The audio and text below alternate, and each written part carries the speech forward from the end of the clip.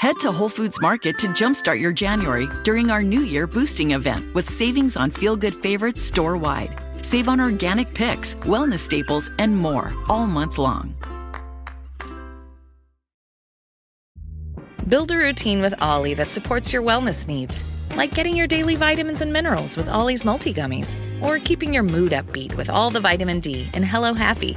Give your gut health some support with probiotics, and wake up feeling refreshed after taking Ollie Sleep. Do wellness on your terms. Find Ollie at a Walmart or Target near you or at ollie.com. These statements have not been evaluated by the Food and Drug Administration. This product is not intended to diagnose, treat, cure, or prevent any disease. This is Optimal Living Daily. Distraction is a Drug by Kathy Robinson of AthenaWellness.com. And I'm Justin Malik, your very own personal narrator today and every day. Me narrating means there are no interviews, just a short podcast where we can both improve our lives one day at a time. So with that, let's get right to today's post and start optimizing your life. Distraction is a Drug by Kathy Robinson of AthenaWellness.com. When was the last time you completely turned off the noise? No technology, no clocks, and no conversation. This past weekend, I had the opportunity to do just that for 24 hours, joining a group of folks from around the globe in an unplugged virtual retreat. The rules were simple: attend the opening and closing meetings, cover all clocks, abstain from looking at screens, and abstain from speaking to other people. This obviously took a bit of planning, especially communicating and coordinating with family and friends ahead of time. Since the idea was to experience unstructured time, there was little preparation needed regarding things to do. I did stock the house with a few food favorites and thankfully had the foresight to order dinner for delivery hours ahead of time before shutting off my phone. It was a nice treat since it's something I rarely do. And I found a great new Thai restaurant to boot. I joined the opening meeting at the specified time to see who would be virtually joining me for this adventure.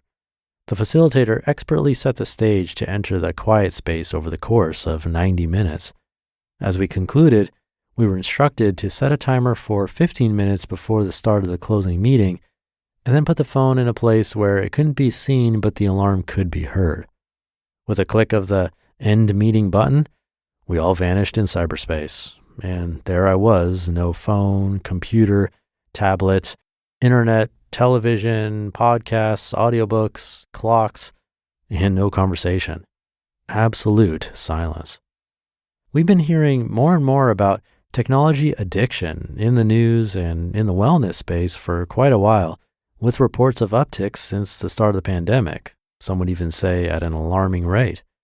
Technology can be a quick and easy way to soothe or escape uncomfortable feelings, confining circumstances, or boredom, as would a drink or a drug.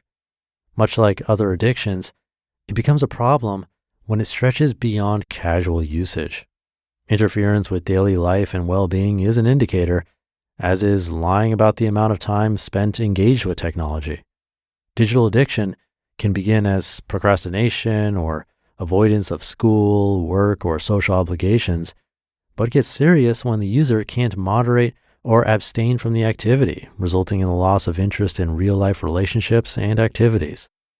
Even though the vast majority of us are not in full-blown addiction states, the boundaries we set for ourselves can easily erode over time.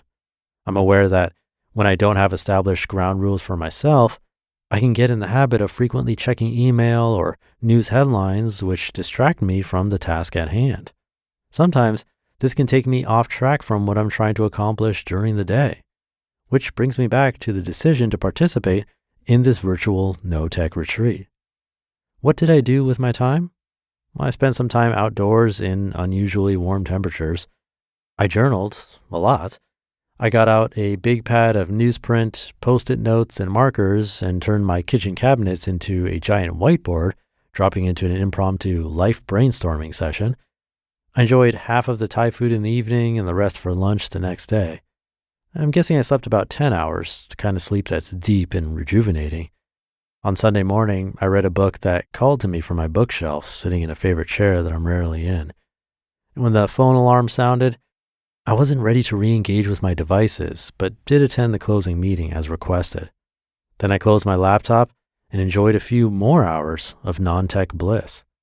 Here's what I experienced: a sense of balanced focus, which came with ease, unexpected productivity and increased creativity, a deep sense of presence and gratefulness, restorative sleep, and no withdrawal symptoms. In fact, quite the opposite.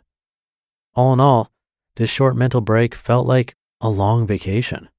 And like most vacations, I had the desire to extend it.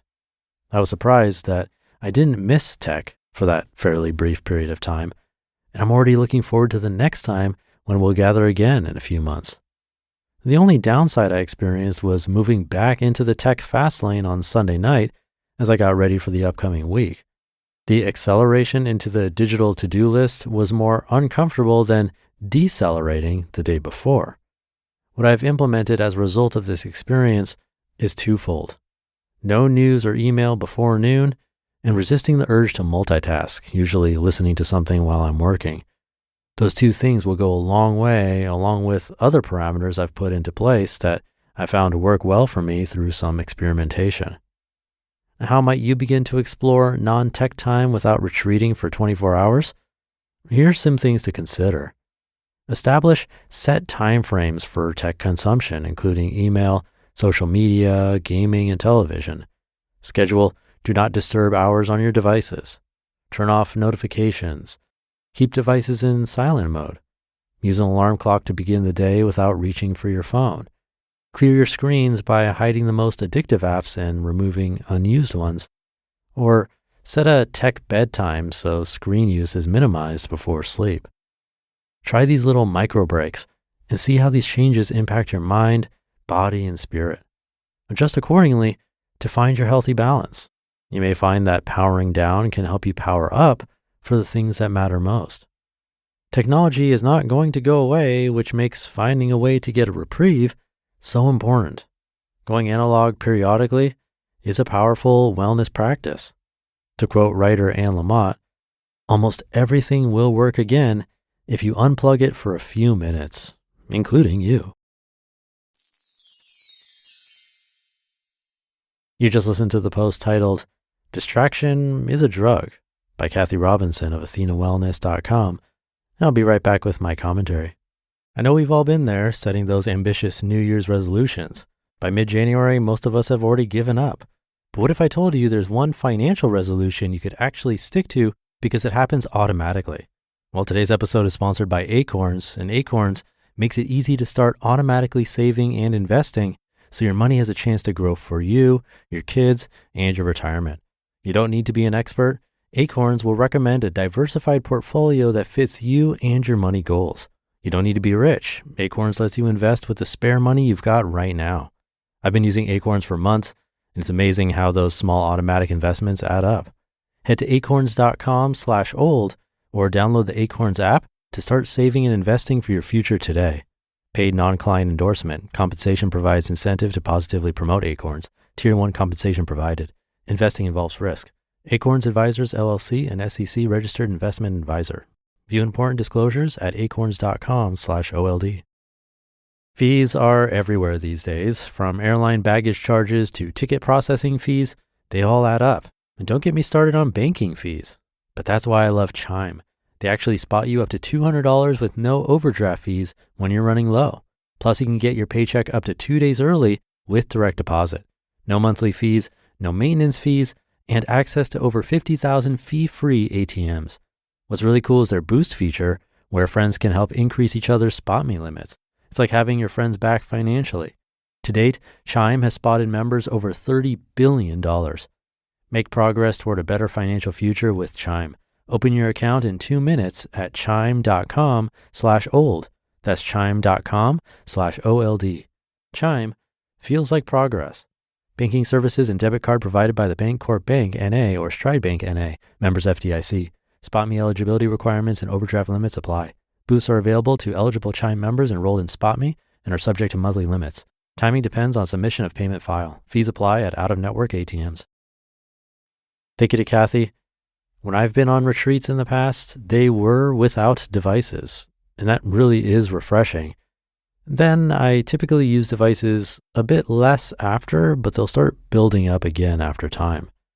One thing that's helped me is looking at the situations in which I tend to get sucked in the most.